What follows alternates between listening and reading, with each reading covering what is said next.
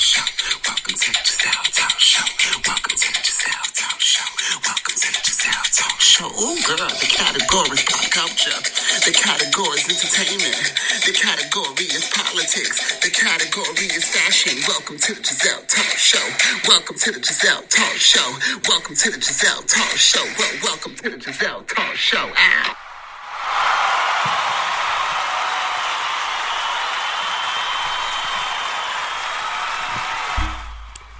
Thank you. Thank you.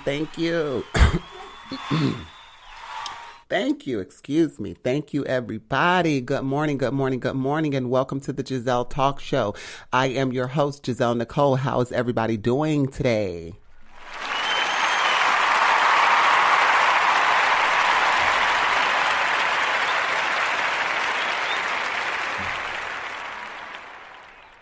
Now, I know we were running just a bit late, about 4 minutes. I do apologize for that. I'm going to make me a nice little mimosa as we get this day started. I'm going to need it for today. Oh, yeah. Let's just start it off by saying, live your truth. Walk in it, stand in it, believe in yourself, and just know at the end of the tunnel is a bright light. I stay saying this. I stand by this. I want everyone to believe that and know that. Let me tell you something. My story, it goes back so far. I'll say it started 1981, 82 when I was born, but 1997 when I stepped out and was like, this is me, this is it, and I don't give a damn, was when my story started. That's how I feel. And I said this numerous times before, I didn't have representation to look towards or inspiration to look towards besides RuPaul, I think, was the only person that I had seen.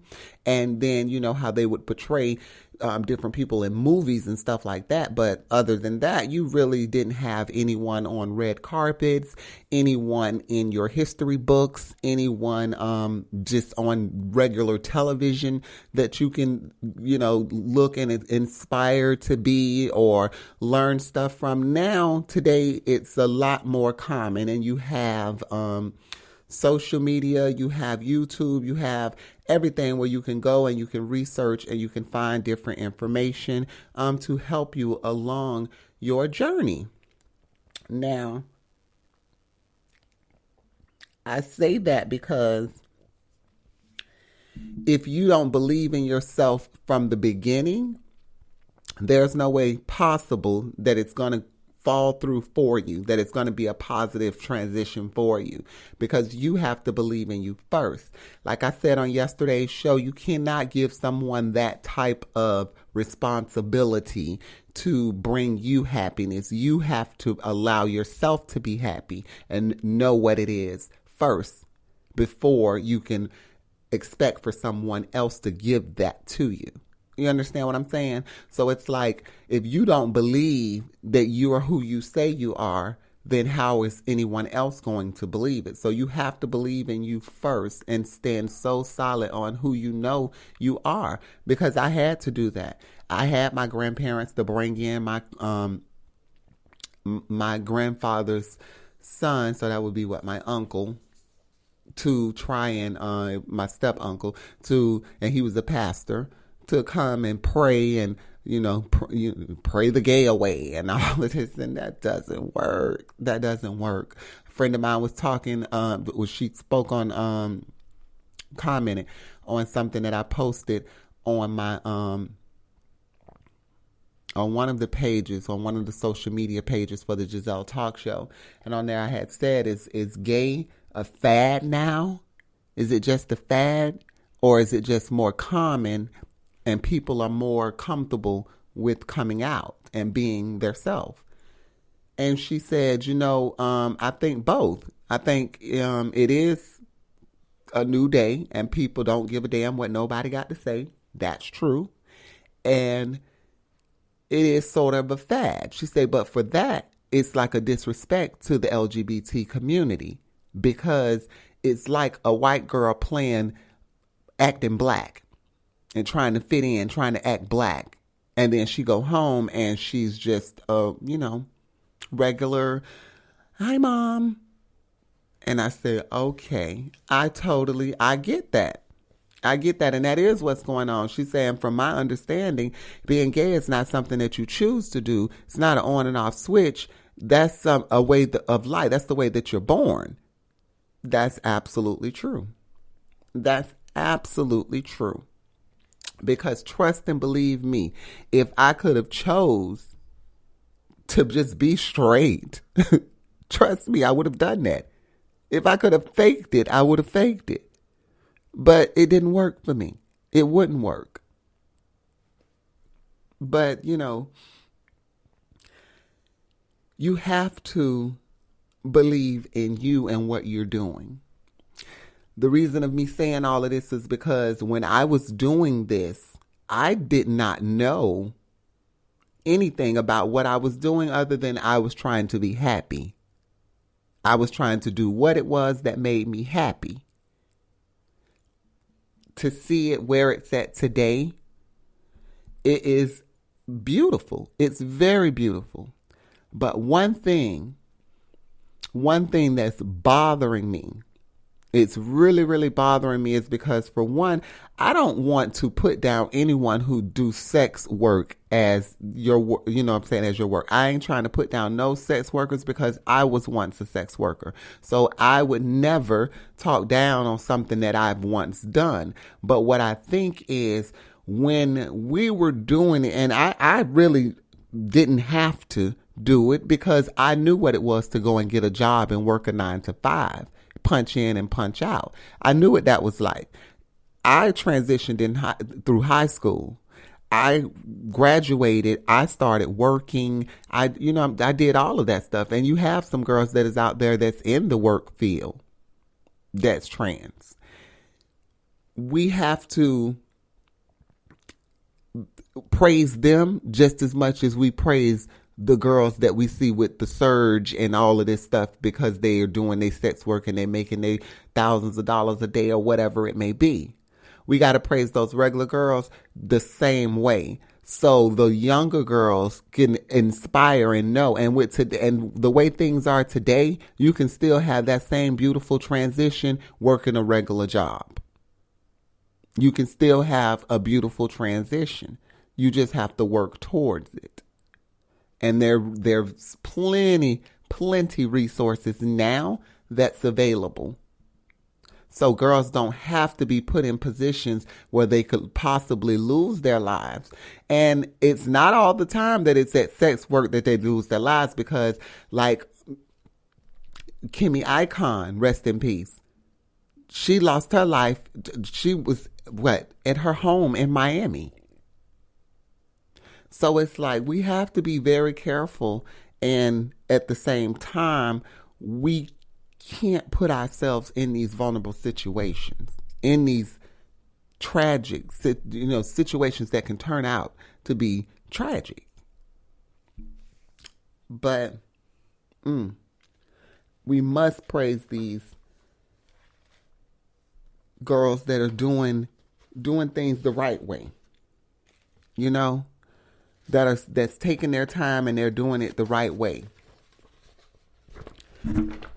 Oh, because it's crazy. Like this year alone, this was just reports just back in June. That was last month, June 23rd. It was already 29 trans people killed in 2021 alone. Already 29 this year alone. That's crazy. Last year was like 44 or something like that, if not more. Because a lot of them are misgendered. They're called by their dead names.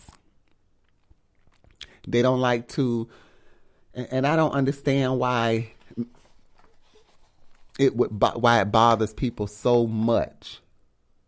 Why somebody else, by making someone else feel comfortable, makes you so uncomfortable. I never understood that.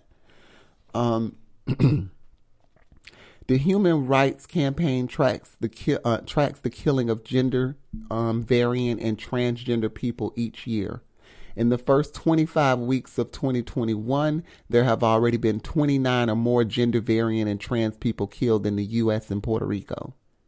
That's the rate for more than one person killed each week among a group of people who make up 0.6% of the population. In 2020, 44 gender variant and trans people were killed, according to HRC. At that time, it was the worst year on record. If the rate of murders stays the same in 2021, by the end of the year,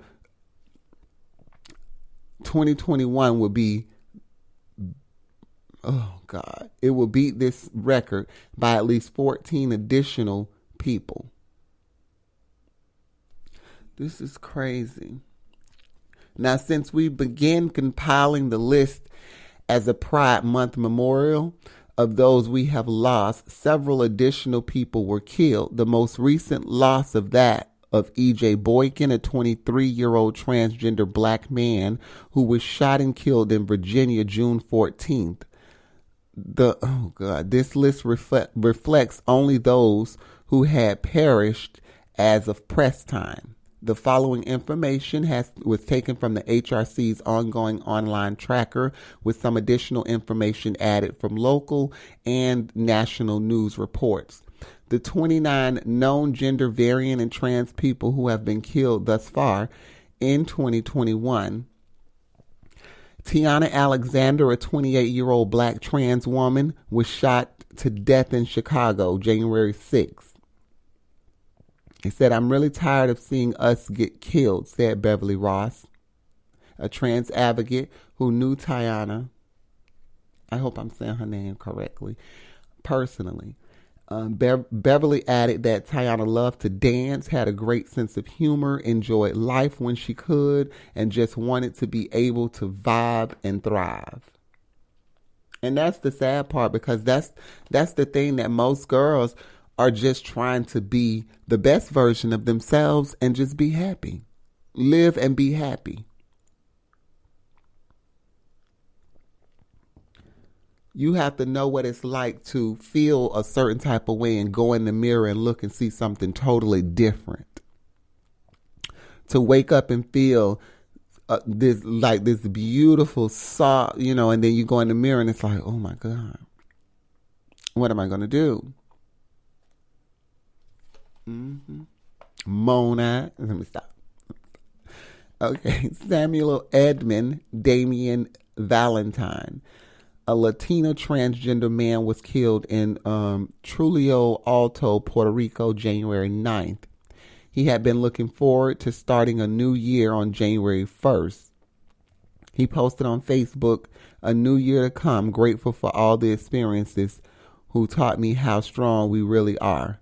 To life, to good and bad, and for all justice that is forth to come." He was someone who spoke out against violence in Puerto Rico, expressing his hope for a Puerto Rico without killings. He was the 7th transgender person killed there within the past year. This has got to stop. This has got to stop. Bianca Muffin Banks, a black transgender woman, was shot to death in Atlanta January 17th. Muffin was just blossoming into herself, said Trans Housing Coalition founder and co-founder Jesse Pratt Lopez. Dominique Jackson, a 30-year-old transgender woman, was shot in Jackson, Mississippi, January the 25th, causing her car to hit a utility pole. She died shortly after in her vehicle. Dominique was an activist and co-founder of Breakout, an LGBTQ plus youth organization. She was an important and valued member of her community, where she will be greatly missed. Now, the sad thing about this is because most of these killings go unsolved. Some of them get solved, but most of them, they go unsolved. And I don't believe that the officers even care to really solve them. And that be the sad part.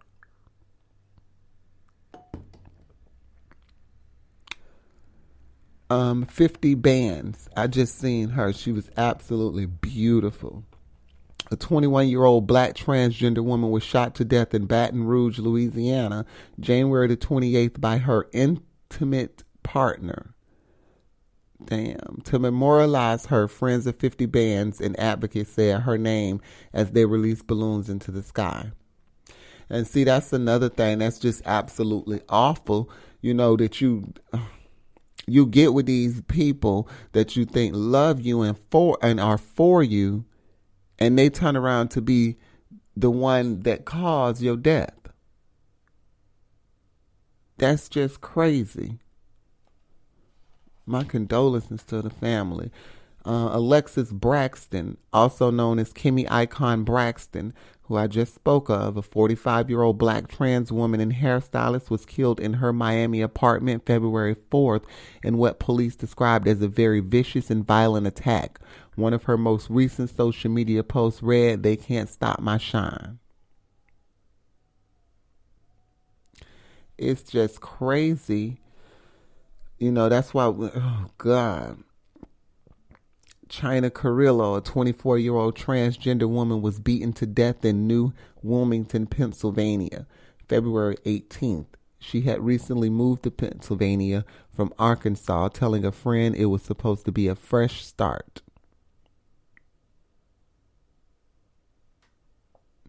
That's just so, what? I don't understand how these people living their truth, being happy, living their life, can bother a person so much that they would honestly go and kill them.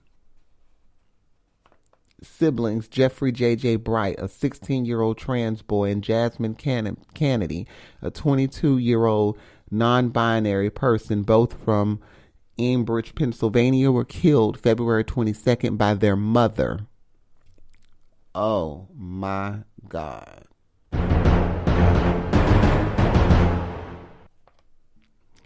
Bright was a student at Ambridge High School while Kenneth worked at FedEx. Both siblings were active in PRISM, a nonprofit organization for the LGBTQ plus youth.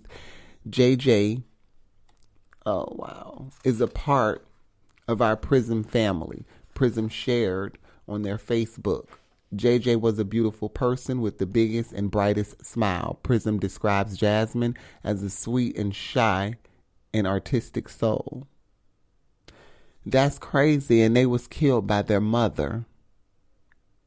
Like, how as a mother could you do? Like, why? God specially gave them kids to you for a reason. Oh, wow. Wow. I can just only imagine how that must have felt. For it to be at the hands of your mother, the person that's supposed to protect you.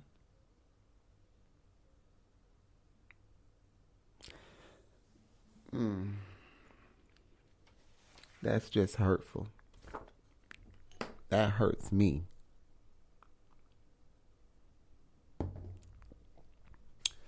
Now, this black trans activist is fighting to shield her community from an epidemic of violence. Black transgender activist, my existence is resistance. As a teenage runaway in the foster care system and forced into homelessness, Vanessa Warry's childhood was marked by trauma, but she's overcoming her early circumstances despite the odds. Black transgender women rarely make it past 35, she said. Elders in my community fought and marched and sacrificed and advocated in the hopes that one day a young trans person could be able to walk in spaces they couldn't. Yes, God. And see, that's what I was just saying. And I was just watching Legendary, and it touched me when I seen the trans girl on there, the trans woman, absolutely beautiful girl, and she was in one of the groups, and she was speaking of, she ran for homecoming queen. It was one that ran for homecoming king, and she won in every year or something, she said. But the other girl, she was trans, and she was like, I ran for homecoming queen, baby. And it made me feel good because I went against all the girls that was there, and it made me feel like I was the best. And it was beautiful. It was absolutely beautiful. And it touched me because I was like, I remember, having that feeling like, oh, yeah, I'm finna run against these hoes. I don't got fun. I'm finna run against, we finna do this. Like, this finna be a face-off. It was just a fun, friendly competition. And the schools got involved with me and prevented me from it. But I fought. And I fought for girls like her to be able to have that opportunity to run, compete, win, and wear the crown. So kudos.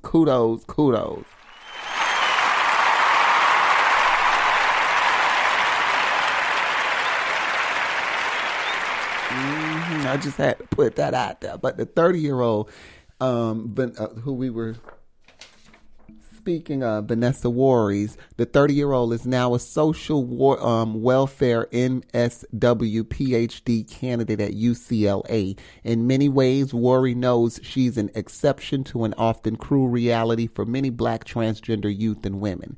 If you go on our Instagram page, you'll see a picture of her with her graduate material, graduate stuff on and everything. She's an absolutely beautiful, bright, intelligent soul. She's much needed in our community. She shows the variations to who we are. There's not just one type of trans girl. There's very many different, with different hopes, dreams, aspirations, opportunities that they're offered in everything. So yeah.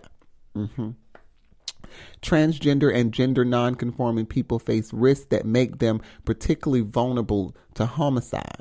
Some experience bias explicitly because of their gender identity. For others, their identity makes them more likely to experience other risk factors, such as unemployment or homelessness, experts say.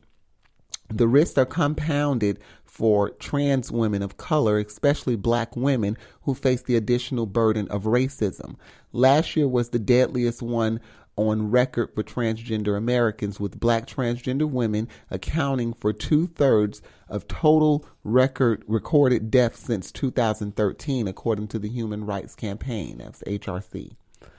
Already in 2021, the organization has identified at least, like I told y'all, it was 29 violent deaths of transgender or gender nonconforming people, emphasizing the phrase at least because historically these crimes have gone misreported. Right. As I said, they misgender them, they call them by their dead names, all type of stuff.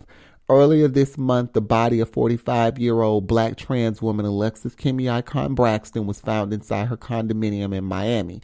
Police were searching for the killer, describing her death as violent and a vicious attack. Throughout the presidential election, Joe Biden made a commitment to directing federal resources toward preventing violence against transgender women of color and promising to make the prosecution of their murders a priority, as it need to be.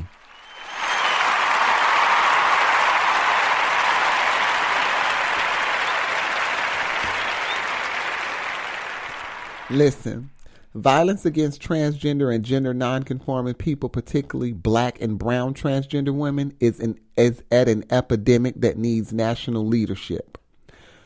On his first day in office, the president signed an executive action affirming the LGBTQ Americans would be protected against discrimination in education, employment, housing, and other fundamental aspects of life in America. But advocates for the trans community are counting on the current administration to go even further in harnessing the resources of the federal government, starting with tracking crimes against the transgender community, which have long been undercounted by both local and federal agencies. One of the most important priorities for us is establishing an interagency working group to address anti-transgender violence, said Alfonso David, president of the HRC. We need to identify solutions to the root causes of anti-transgender violence and develop a plan to implement policy changes. The pervasive stigma and deep-seated indifference to transgender life perpetuates the widespread dehumanization of these women. We have to stop doing that. I just said this when women with their men and they see us in the grocery stores and you want to tap them on the shoulder and be like, look, baby, that's a man. That's a look. Dehumanizing us. It's crazy. Or you'll see a man with us and look at him like, oh, like he's doing something wrong because he's with the person that he loves. In this country, we have these hierarchies of identity. Black trans women are unfortunately at the bottom because black people are at the bottom. And if you're trans, you're at the bottom while the within the LGBTQ community. And that's true. Because even you can go to some of these, go to another state and go to a damn club. If you ain't giving, honey, they'll, child, please. Some of them will look at you like, what's she doing here?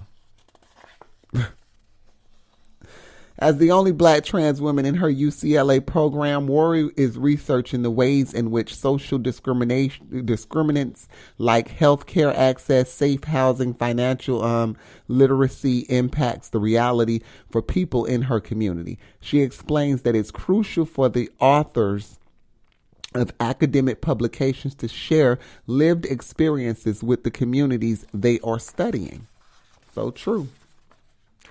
Innovative ways to approach social justice and social welfare, while at the same time creating opportunities for historically marginalized and excluded groups to take front and stage center. Okay? Now that's powerful. That's something that's very, very powerful. And I can understand why she would do that, because I was just saying the same thing. Like, we have to start educating ourselves so we can be put in position where we can start enforcing things, enforcing laws and rules, building ourselves up. And it'll actually show the girls that's coming up that this is what they can do as well. Like, oh, I can go to high school and graduate. Yes, you can. Yes. I can go to college and get a degree. Yes, you can. You can have the whole college experience. This is why it angered me for Governor DeSantis to step in and enforce this trans kids, trans children can't compete against the gender that they feel. They have to compete with the gender that they are assigned. And I feel like what's most important is educating yourself. Before you can lend advice on something, you have to educate yourself.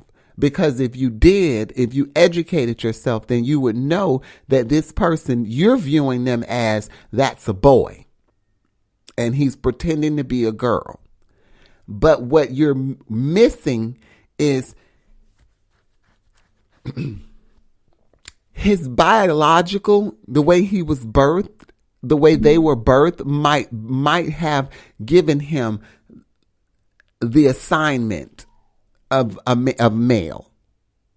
But everything about him is female.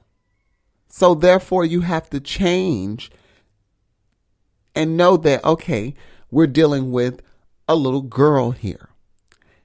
She doesn't have the strength that a normal boy her age would have. So it would be unfair for her to compete with them. She doesn't have more strength than a girl. You're thinking of it that way because you're thinking of yourself, but you're not a trans individual. So you can't put yourself in those shoes. That's like telling a Down syndrome kid, because that's the way that they were born, that they can't compete with regular kids. They have to compete with kids that are like them because they may not be strong enough, or they may be too strong. And that's not fair. It's not fair. And that's my analysis. That's my take on it. And it was like he put himself in there and he enforced this on transgender visibility. Like, it was just total disrespect when he did it. On Transgender Visibility Day, if I'm not mistaken, it was when you wrote this bill or passed it or whatever it was. Just total disrespect. Why? To piss people off? I don't want my girls competing with boys, and they're not boys. That's what you're failing to realize, and that's why you have to educate yourself. Ignorant. You have to educate yourself. Because that was dumb as shit. I know some girls that can outplay boys in basketball, football, whatever it is. Hit 10 times harder than some of these boys. It's just crazy. It's just absolutely crazy. Listen, we're going to remember the life of Leyland Palenko. Rest in peace to Leyland Palenko. Our condolences. Now, back on Vanessa Worry. Worry was one of the thousands to attend the June 2020 protest called Brooklyn Liberation. A sea of mass faces stood together and clad in all white in homage to 1917's historic NAACP silent protest parade, calling attention to the epidemic of violence against the Black trans community. The rally featured several powerful speeches, including an emotional call of action from Melania Brown, the sister of Leyland Palenko, a Black and Latina transgender woman who was found dead in her Rikers Island jail cell in 2019. Damn. She was a great sister. She was my best friend, my person, Brown told CNN. There's no one that will ever compare to her in my lifetime. Palenko was taken into custody after missing court dates as part of an alternative to incarceration program stemming from prostitution charges, according to court records. Trans women of color often end up entangled in the criminal justice system after engaging in risky sex work, according to Worry, because it's one of the only viable ways for them to earn money. If I haven't eaten in 3 days, who cares about the risk if I have been walking these streets?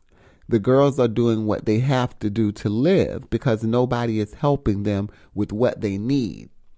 And see, that's why I'm going to start this program. That's just why I'm going to start it, because of stuff like that. And that's what I've always said. Like, we have to show them different. We have to provide something different for them. If we showed them the way, then they would, walk that way.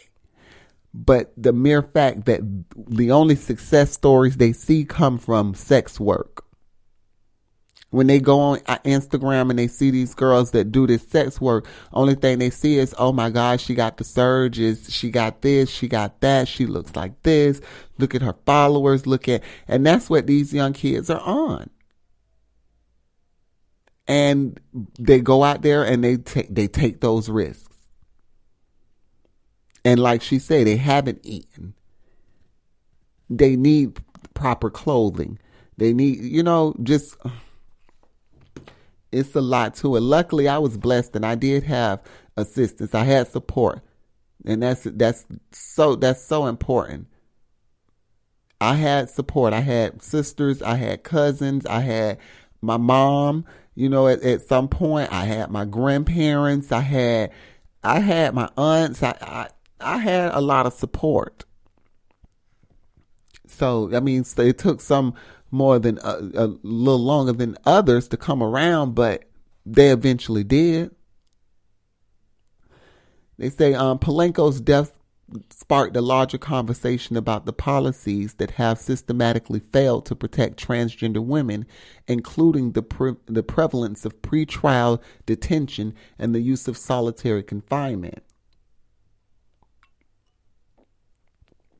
They 100% disregard the fact that my sister was human, regardless of her gender identity. Brown said, when it comes down to transgender women or transgender men, solitary confinement is the prison go-to because they don't know how to house them. Oh, wow. More than a dozen correction officers were disciplined after an investigation into Palenko's death was completed in June 2020, with New York City Mayor Bill de Blasio calling the tragedy unacceptable. Oh, Lord. I'm going to speak on that more. I'm going to look more into Palenko, into her death, and see what it was that actually took place, because that's just like while you're in police custody. Worry says she remains focused on creating a world where sisters aren't forced to memorialize their siblings in speeches, a society where mothers don't have to bury their children because they were born different. She launched a fundraiser on GoFundMe to ensure an uninterrupted path of obtaining her PhD at UCLA. As an advisory board member of the organization Gays and Lesbians Living in a Transgender Society, GLITS, Worry is currently working alongside her mentor and surrogate auntie, Cayenne Doroshow, to provide housing for transgender individuals in need of a state space to call home. And excuse me, that was a safe space to call home. Doroshow is the founder and executive director of GLITS. She opened New York's first ever housing complex brought for her and by members of the LGBT community in November, consisting of 11 apartments over 3 floors in the Queens neighborhood of Woodhaven. It's a dream, she said, she first had over 30 years ago, now fully realized. We should create and build by force. We've been held back by force, and we should damn well move in that same direction. Doroshow told CNN, and as a black trans woman, I'm now able to do what my vision years ago actually was. And we're doing it with the help of Vanessa and a lot of young people.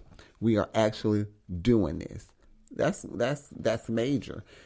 And see, that's what I'm talking about. And that's something that we need to really, really, really put forth and provide. When you have these girls that is going back and forth to prison and to jail for prostitution and sex work and stuff, they need this transitional program that I'm working on.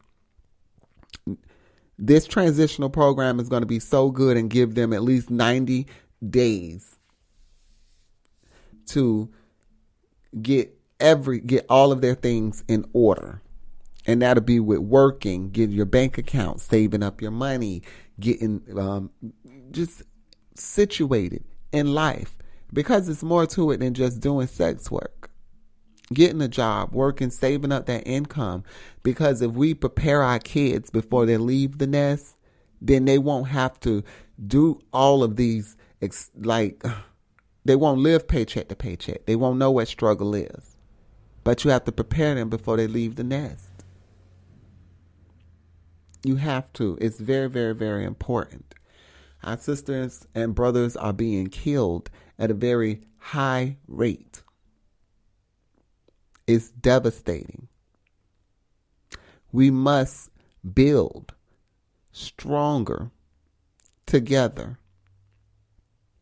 empower each other. We have to. Because they want to see us down. They want to bring us down. They like that. That's good. We don't have to worry about them. But if we come different, excuse me, if we come different, they wouldn't know what hit them. They wouldn't know what hit them. Like, they coming with PhDs, okay? Bachelor degrees and shit. And that's what we need to do. We need to start aiming higher. They've been going low for so long. It's time for us to step up and go higher. It's okay. You doing your sex work, get in there, get your coin, and get the fuck up out of there. Use it towards something. Go get you a degree, get you a job. And when you in there, you have to hold that head up high and not think about what the fuck anybody else got to say. It does not concern you. Other people's opinion of you does not concern you. It does not make nor break you. Let a bitch feel how they want. I'm here for my coin. Clock in, clock out, and I'm gone. Peace. Open up your own businesses. Start your own businesses. Promote. Market. Plan. It's possible. It is possible. At this day and age, the sky is the limit for all of us. If you ain't got it, you ain't trying to go get it. So we got to come together. We got to make this shit happen. We got to get up. We got to go and we got to get it. And that's by any means necessary. Yes, God. That's by any means necessary. Now, y'all know what we do at the end of the day is usually get into some questions that is asked. And if y'all want to ask me any questions, make sure you follow us on Instagram and you can inbox me there. Ask me any question you like and I will definitely talk about it on the show. I will answer it on the show. If you want it to be anonymous, that's fine. I will leave it anonymous, but feel free to ask me anything. Follow us on Instagram. You can message us on Facebook as well. Like our Facebook page, The Gezelle Talk Show, and subscribe to our YouTube channel, The Gezelle Talk Show on YouTube. I think we got into these questions.